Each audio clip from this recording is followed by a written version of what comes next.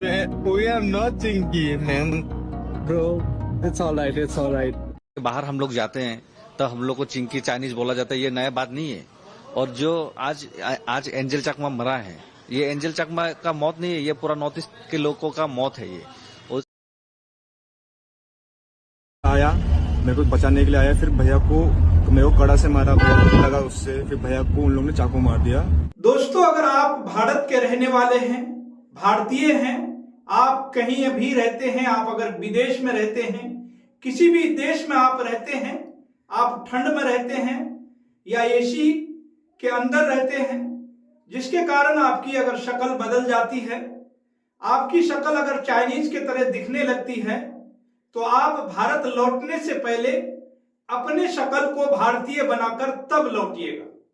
जी हाँ दोस्तों, नहीं तो आपको अपनी जान गंवानी पड़ सकती है। दोस्तों, भारत माता की जय के नारे लगाने वाले देश में एक भारतीय छात्र को सिर्फ इसलिए मार दिया गया क्योंकि उसकी शक्ल भारतीय जैसी नहीं लग रही थी। वो चीन से नहीं था, वो विदेशी नहीं था, ना ही वो दुश्मन था।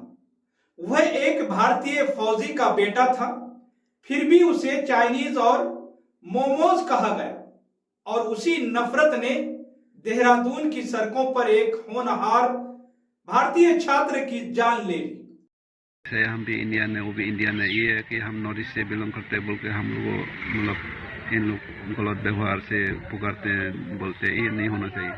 दोस्तों, ये बेहद दुखद है कि अपने ही देश में त्रिपुरा के रहने वाले एंजल चकमा को पराया समझा गया। अपनी शक्ल और बनावट की वजह से उन्हें उन तानों का सामना करना पड़ा जो अक्सर पूर्वोत्तर के लोगों को चोट पहुंचाते हैं। लेकिन इस बार बात सिर्फ तानों तक ही नहीं रुकी, बल्कि बात खून खराबे और मौत तक जा पहुंची। दोस्तों, देहरादून जैसे शांत शहर में एक छात्र का इस तरह मारा जाना हमारे समाज पर एक गहरा दाग पहुंचाती है। एंजल चकमा देहरादून की जिज्ञासा यूनिवर्सिटी में एमबीए फाइनल ईयर की पढ़ाई कर रहे थे। उनके साथ उनका छोटा भाई माइकल भी था, जो उत्तरांचल यूनिवर्सिटी का छात्र था। दोनों भाई शेरा कोई इलाके में रहकर अपने भविष्य के सपने बुन रहे थे। लेकिन 9 दिसंबर 2025 की उस शाम ने सब कुछ बदल कर रख दिया। दोस्तों, सब कुछ तितर पितर कर दिया। शाम के वक्त एंजल और उसका छोटा भाई माइकल रोज की तरह कुछ घरेलू सामान खरीदने के लिए बाजार निकला हुआ था। वह अपनी धुन में रास्ते पर चल रहे थे, लेकिन तभी रास्ते में कुछ लड़कों ने उन्हें घेर लिया। बाइक और स्कूटी पर सवार ये लड़के इन दोनों भाइयों को देखते ही फफियां कसने लगे। माइकल बताते हैं कि वह लड़के उन्हें चाइनीज और मोमोज कहकर चिढ़ा रहे थे।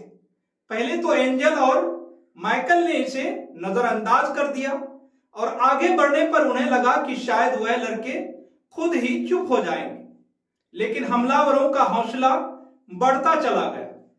जब बर्दाश्त करना मुश्किल हो जाता है तो माइकल ने अपनी बाइक रोकी और उन लड़कों से बस इतना ही कहा कि हम भी इसी देश के रहने वाले हैं, हम भी इसी देश के वासी हैं, हमें चाइनीज क्यों बोल रहे हो? माइकल का यह सवाल पूछना ही था कि उन लड़कों ने मारपीट शुरू कर दी। दोस्तों, हमलावरों में से एक ने अपने हाथ में पहले से ही भारी कड़े से माइकल के सिर पर जोर से हमला बोला। भाई को पीटता देख एंजल तुरंत उसे बचाने के लिए आगे आए। उन्होंने हमलावरों को रोकने की कोशिश की, लेकिन उन लड़कों ने माइकल को छोड़कर एंजल को अपना निशाना बनाना शुरू कर दिया। वे सब मिलकर एंजल को इतनी बेरहमी से पीटने लगे कि वह वहां मौजूद लोग भी शहम उठे। दोस्तों, एंजल के मामा ने बताया कि वह रात उनके परिवार के लिए किसी डरावने सपने जैसी थी। दोस्तों, हमलावरों ने सिर्फ करों से ही नहीं बल्कि चाकू से भी एंजल के पेट पर जबरदस्त वार किया। वे लोग एंजल की गर्दन पर कड़े से तब तक प्रहार करते दिखे जब तक उसकी गर्दन पूरी तरह से फट नहीं गई। काफी खून बह जाने के बाद भी हमलावर नहीं रुके। गर्दन पर किए गए उन जानलेवा वारों की वजह से एंजल के सिर के अंदर खून जम गया था, जो बाद में उसकी मौत का सबसे बड़ा कारण बन चुका। घायल हालात में दोनों भाइयों को अस्पताल ले जाया गया। माइकल को सिर में चोट लगी थी, लेकिन एंजल की हालत बहुत ज्यादा ही खराब थी, इसलिए उसे आईसीयू में रखा गया। पिछले कई दिनों तक एंजल अस्पताल के बिस्तर में मौत से लड़ता रहा। बीच में परिवार को उम्मीद जगी थी कि वह ठीक हो जाएगा, क्योंकि होश में था और बात भी कर रहा था। लेकिन दोस्तों 24 दिसंबर को अचानक उसकी आवाज बंद हो गई। वह बोलना चाहता था, लेकिन गले से उनकी एक भी शब्द नहीं निकल रहे थे। आखिरकार 26 दिसंबर की सुबह उसने अपना दम तोड़ दिया। इस घटना के बाद अब राष्ट्रीय मानवीय अधिकार आयोग ने कड़ा रुख अपनाया है। आयोग के सदस्य प्रियंक कानूनगो ने उत्तराखंड सरकार को नोटिस भेजकर अब तक की जांच की रिपोर्ट मांगी है। आयोग ने राज्य के मुख्य सचिव और पुलिस महानिदेशक को भी निर्देश दिए हैं कि उत्तराखंड में पढ़ रहे पूर्वोत्तर के छात्रों को पूरी सुरक्षा दी जाए।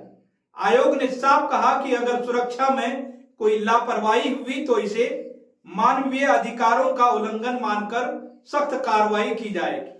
अब दोस्तों नॉर्थ ईस्ट स्टूडेंट यूनियन ने भी पुलिस की ढिलाई को लेकर सवाल उठा रहे हैं, जिसके बाद अब प्रशासन हरकत में आया है। एक मां का बेटा और एक भाई का सहारा आज सिर्फ इसलिए छीना गया क्योंकि कुछ लोगों की नजर में वह अपने ही देश में विदेशी था। तो दोस्तों फिलहाल खबरों में इतना ही। आप इस पूरी रिपोर्ट को लेकर क्या सोचते हैं, आपकी क्या राय है, आप अपनी राय हमारे कमेंट सेक्शन में जरूर लिखिएगा। और दोस्तों अगर आपने अभी तक KNU न्यूज को सब्सक्राइब नहीं किए हैं तो सब्सक्राइब जरूर कर लें, साथ ही बेल आइकन को भी दबाना ना भूलें।